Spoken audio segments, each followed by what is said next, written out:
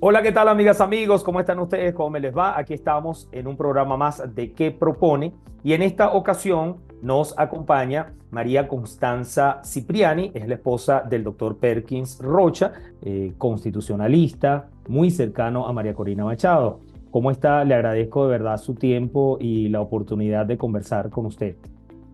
A ustedes, Disnardo, porque, como yo siempre digo, ustedes son la memoria histórica de lo que está sucediendo en Venezuela.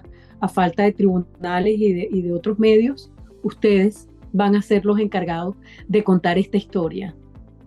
Bueno, en eso estamos y gracias de verdad por concedernos la entrevista. No ha sido fácil contar la historia, pero estamos haciendo todos los esfuerzos para contarla, seguirla contando y que hasta tanto Dios nos permita seguir en eso. Pero fíjese, yo quiero iniciar consultándole si finalmente ha podido tener contacto con su esposo.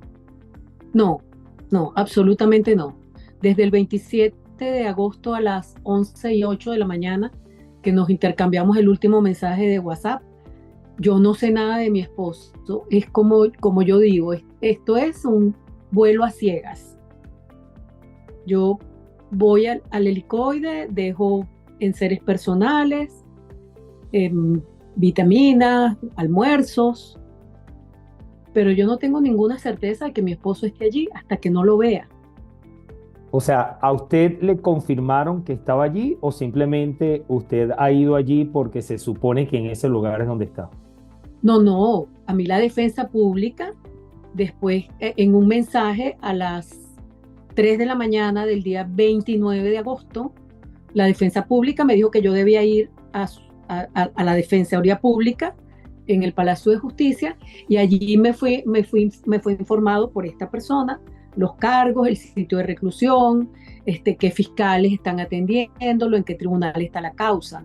Entonces, pues los mismos que lo secuestraron me dan certeza de que él está ahí, lo cual para mí no es ninguna certeza, porque ha Claro. estado viciado todo el procedimiento desde su aprehensión violenta e ilegal hasta su sitio de reclusión en el que, violando la Constitución Nacional, él no tiene acceso ni a su familia ni a su abogado de confianza. Eso le iba a preguntar también. En definitiva, han impedido que un abogado privado se encargue de la defensa del señor Perkin. Así es ayer justamente, y tengo aquí los documentos que, bueno, que por falta de tiempo no he podido ponerlos en las redes sociales porque, como le digo, las redes sociales se han convertido en los archivos judiciales de este país. Los escritos que yo presento pidiendo que se permita la defensa privada de mi esposo no son recibidos por el tribunal. Ellos simplemente me dicen, esto no se lo podemos recibir. La primera vez que lo llevé, me dijo la juez tercera, la secretaria del Tribunal Tercero de Terrorismo, que yo tenía que ir al helicoide a buscar la firma de Perkins en el helicoide con un formato que ya está preestablecido y que eso además tenía que firmarlo el encargado del helicoide para dar fe que efectivamente esa firma era la de Perkins y las huellas eran las de Perkins. Inmediatamente, a los días, fui al helicoide, presenté ese escrito y en el helicoide me dijeron que eso no era así, que ese tribunal estaba equivocadísimo. Ayer volví a ese tribunal con este escrito que te acabo de enseñar a decirle, mire, en el helicoide dicen que esto no es, que como usted me dijo, no es. Ah, bueno, muy mal hecho, ellos debieron recibírselo. Me dijo, ¿por qué no lo intenta con la defensa pública? Con la defensa pública. Sí, dígale a la defensa pública que me traiga la revocatoria de ella misma. Yo estaba con mi abogado y le dije, mira, esto lo estamos haciendo porque hay que hacerlo, pero estamos claros que esto no va para ninguna parte. Y lo comentamos mi abogado y yo, que es el doctor Omar Mora Tosta. Y le dije, no, no vamos a perder tiempo, vamos a ver si se abre alguna ventana de institucionalidad en este país y efectivamente nos reciben algo.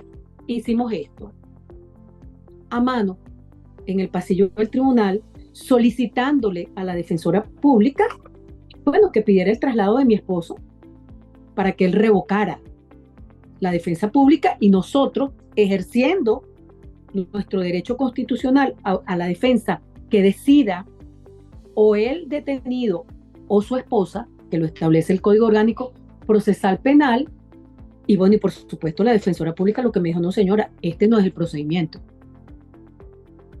Me dice, ¿usted me entiende? Y lo único que le pude contestar fue, la tragedia mía es que yo soy abogado y entiendo todo. Y en realidad lo que hay allí es un concurso para delinquir. Delinquen todos. Delinque la secretaria del tercero de terrorismo, delinque el del SEBIN, el del helicoide que no lo permite, y un poco también delinque la defensora pública.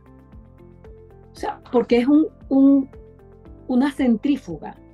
Lo hacen a usted meter en una espiral de ilegalidad.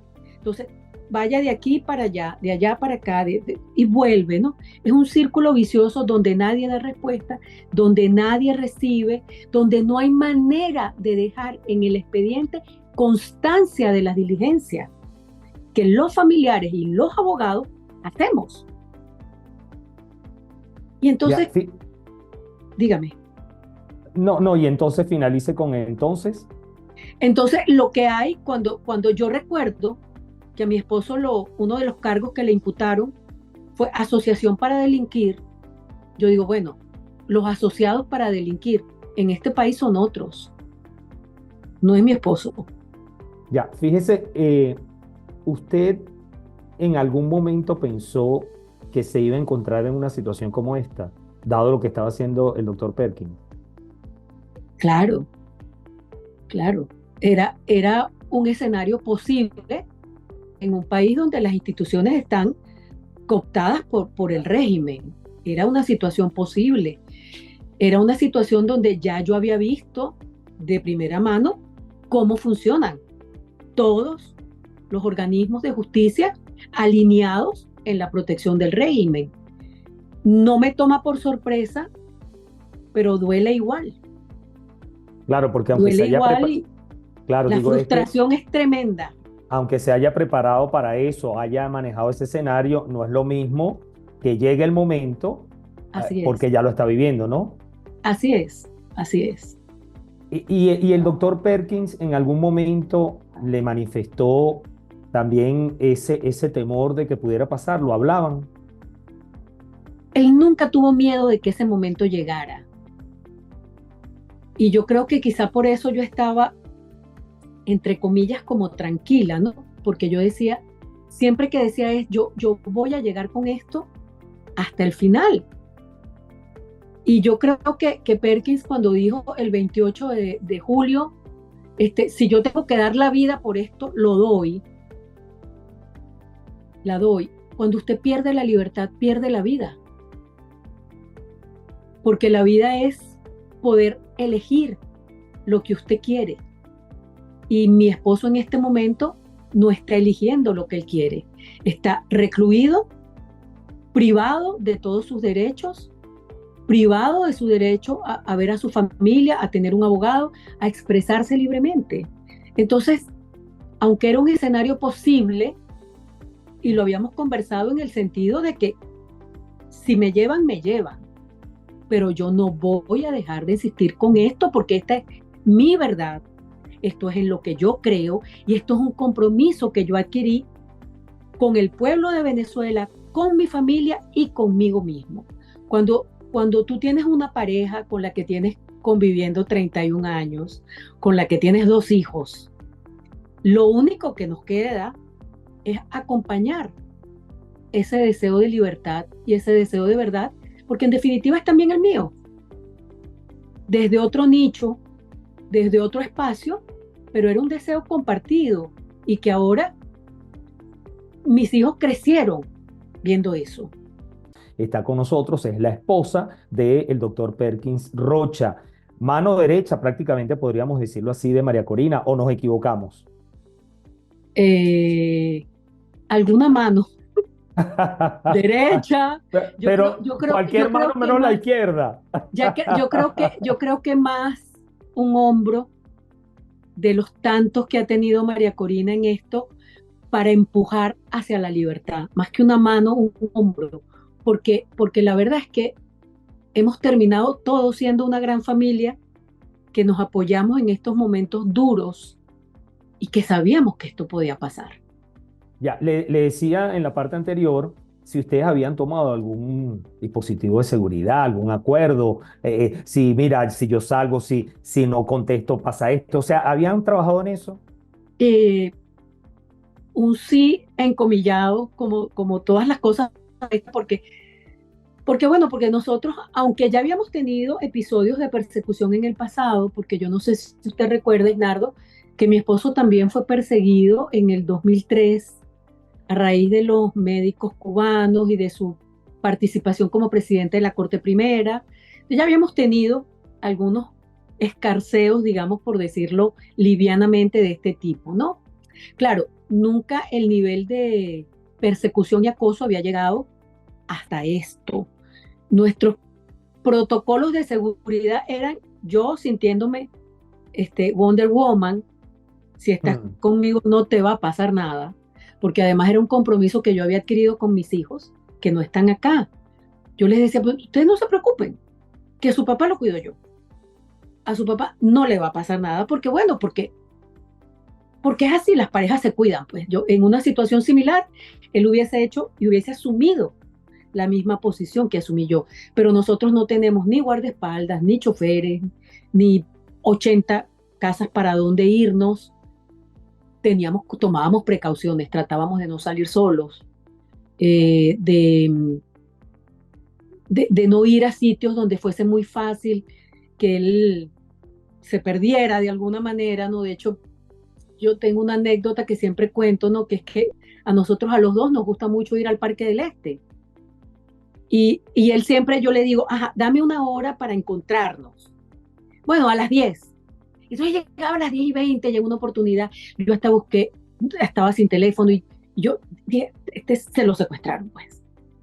Cuando llegó le dije, mira, es que yo te voy a matar si tú me vuelves a hacer esto, ¿cómo se te ocurre? No sé, no sé qué más.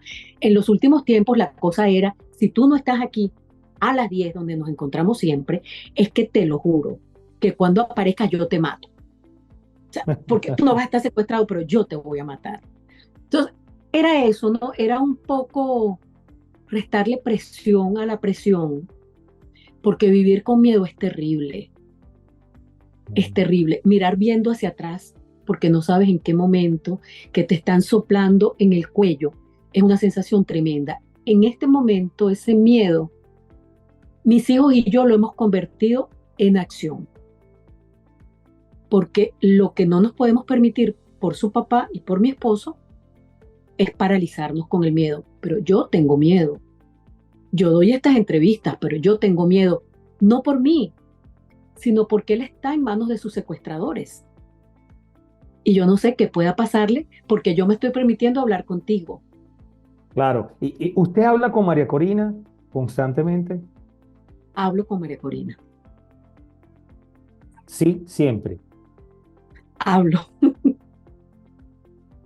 Fíjese, cuando Edmundo González Urrutia sale de Venezuela, pasó por su mente que esa opción de salir del país pudo haber sido también para su esposo, o él nunca se planteó eso.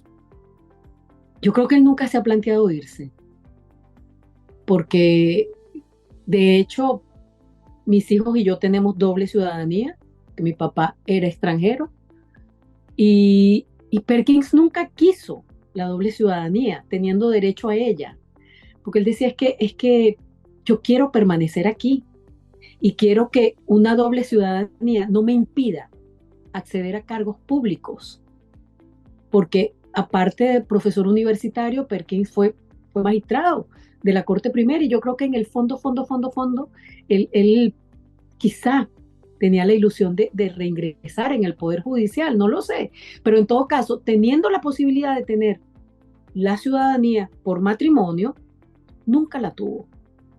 Y estamos hablando que tenemos 31 años de casados. O sea, no fue que nos casamos hace 5, cuando ya tú tienes que aprender a hablar italiano si la quieres. No, es que podía haberla adquirido hace mucho. Entonces, ese escenario de dejar el país, nunca nos los planteamos porque era como yo siempre le decía, es que lo maravilloso es que tú puedas vivir en un país donde irte un año o 6 meses o 3 o toda la vida sea una decisión consensuada, no una huida. Porque a cuenta de que nosotros tenemos que salir corriendo de este país que nos vio nacer si nosotros no somos delincuentes.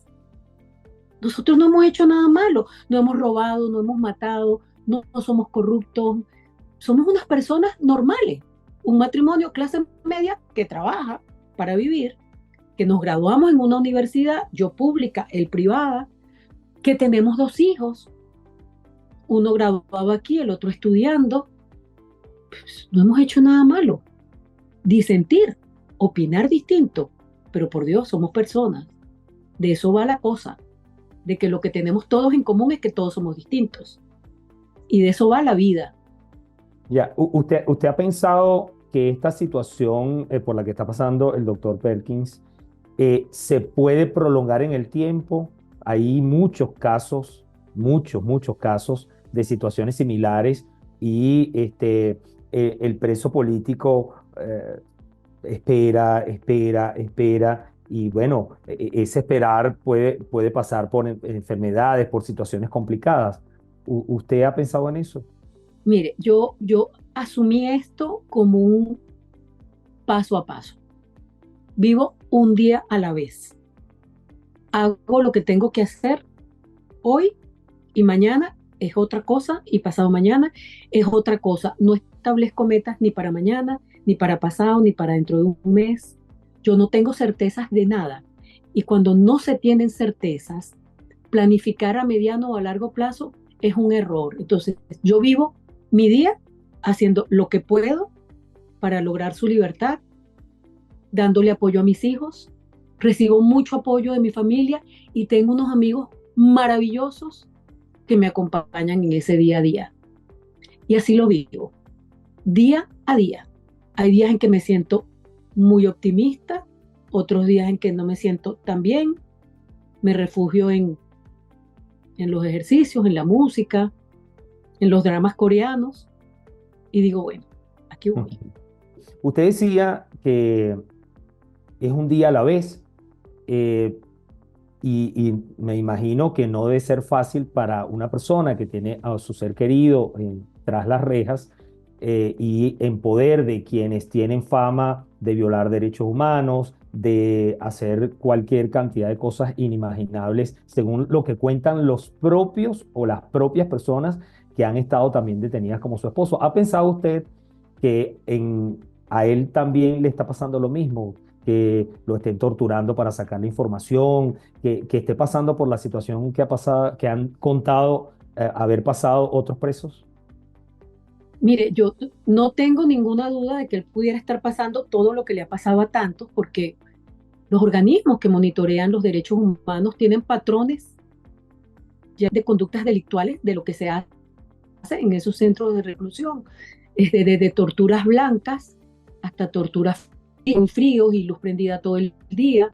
Hay muchos videos. Entonces yo, como le digo, la certeza es una palabra que al día de hoy no la tengo a ninguna hora del día. No, no la tengo. La única palabra que yo tengo todos los días de mi vida presente es que tengo que ser fuerte, templanza. Yo he elegido la palabra templanza para decírmelo todos los días. Ante la incertidumbre, templanza. Ante los atropellos, templanza. Ante la tristeza, templanza. Y así voy. Si en este momento, si en este momento que estamos conversando, el doctor Perkins Rocha, usted lo puede ver, ¿qué sería lo primero que le diría? Le diría que estamos orgullosos de él. Le diría que es muy duro su cautiverio, pero también le diría que no nos vamos a derrumbar y que vamos a seguir, porque detenernos no es una opción y que en esto estamos juntos. Y después le Sí. daré un coscorrón, y después le daré un coscorrón por haber salido sin mí. Eso le quería preguntar también porque usted decía que siempre salían juntos. Ese Sí. día que lograron detenerlo, ¿por qué no salieron juntos? porque yo no estaba en Caracas. Mm. Yo estaba trabajando en el interior porque nosotros trabajamos. Yo trabajo, aunque ambos somos abogados, tenemos áreas del derecho distintas. Eso ha permitido que no nos matemos en el trabajo y yo trabajo en unas áreas que él nunca trabajó. Y bueno, y yo tengo que seguir trabajando. Y yo estaba trabajando en el interior del país. Por eso no estábamos juntos. Así como le planteaba el ejercicio de si tuviese enfrente al doctor Perkins Rocha, ¿qué le diría en este momento? Si tuviera enfrente a Nicolás Maduro, la oportunidad de decirle algo a Nicolás Maduro Uy, sobre todo esto que está pasando, ¿qué le diría? yo creo que el pueblo venezolano se lo ha dicho fuerte y claro. Creo que es lo que tienes que aprender, lo que evidentemente en este momento no está leyendo, pero yo creo que el pueblo venezolano habló fuerte y claro. ¿Usted tiene esperanza hasta el final? Sí, absolutamente. Yo creo que nos merecemos un final feliz. ¿Y lo Hemos hecho mucho visualiza?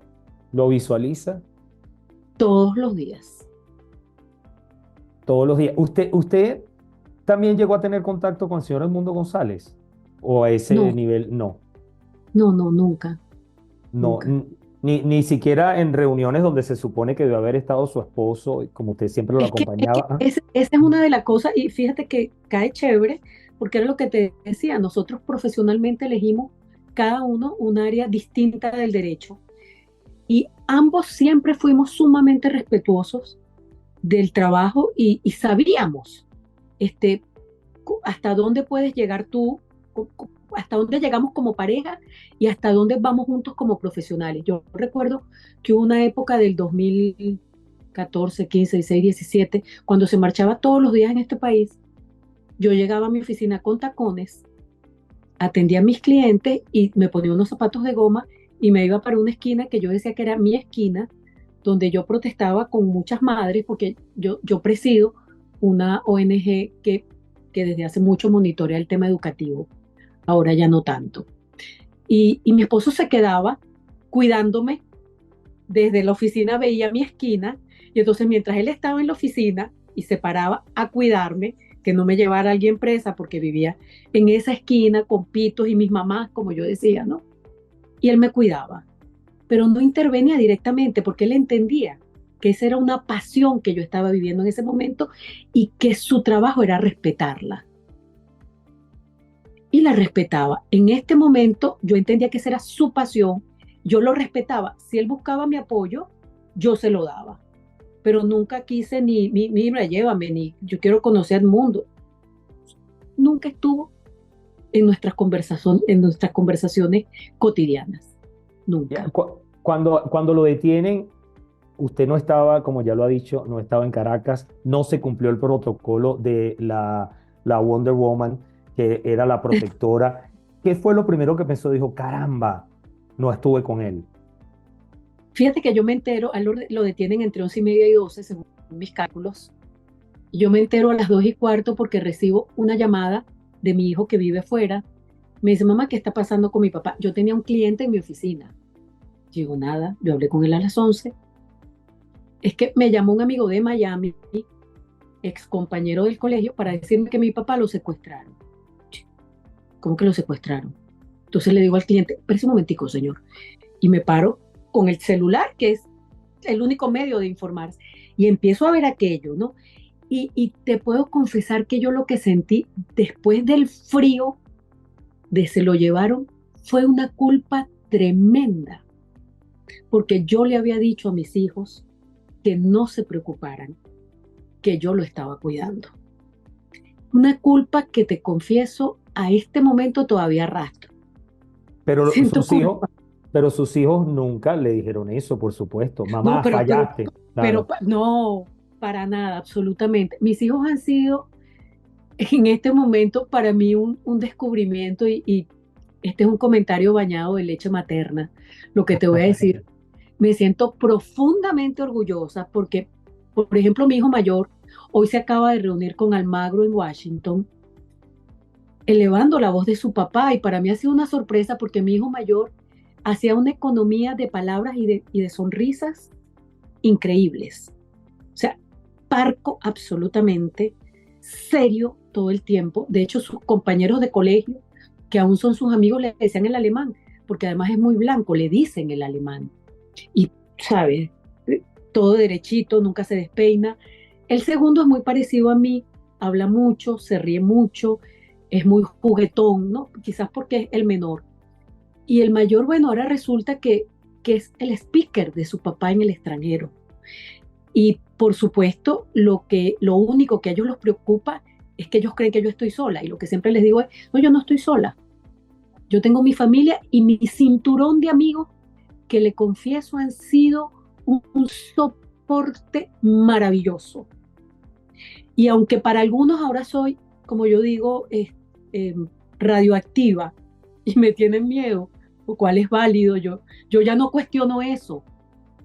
Tengo otros que son unos duros y están ahí para mí 24/7. Entonces, estos son procesos muy duros, pero de mucho aprendizaje también personal y familiar. O sea, mis hijos para mí han sido un descubrimiento maravilloso y yo siempre decía, ¿será que de verdad yo algún día voy a ver que estos muchachitos se portan como yo digo que se tienen que portar? Y entonces una vecina me dijo el otro día, yo al principio me sorprendí cuando vi a Santiago, pero después pensé, ¿y cómo podía ser distinto si creció con ustedes? Eso fue un piropo fabuloso, además de una vecina con la que casi no me hablo, ¿no? Yo dije, wow, sí es verdad, es muy lindo lo que hemos, dentro de lo duro, de lo triste, de lo angustiante, he pasado momentos maravillosos por eso. Ya, bueno, señora María, se nos agotó el tiempo, lamentablemente, pero le agradezco sus reflexiones, su disponibilidad de conversar con nosotros en medio de toda la circunstancia difícil, porque como usted también lo comentaba en una de sus respuestas, usted no sabe qué puede pasar por el solo hecho de haber conversado una vez más sobre el caso de su esposo. Pero le agradezco de verdad su tiempo y todas las reflexiones que como madre, como mujer, como esposa, ha hecho de cara a el país.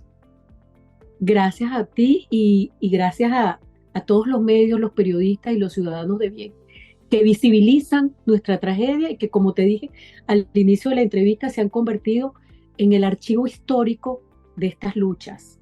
Y son ustedes ayudándonos a nosotros los que vamos a reescribir esta historia y ustedes tienen los archivos que nosotros les entregamos en las redes para que sea una historia fidedigna y que refleje la verdad de lo que estamos viviendo. Muchísimas gracias. No, gracias a usted. Escuchaban a María Constanza Cipriani, es la esposa de Perkins Rocha, conversaba con nosotros en nuestro programa que propone. Por supuesto, vamos a seguir haciendo entrevistas, vamos a seguir conversando con personalidades porque queremos que ustedes siempre estén informados acerca de la situación del país. Gracias por habernos acompañado.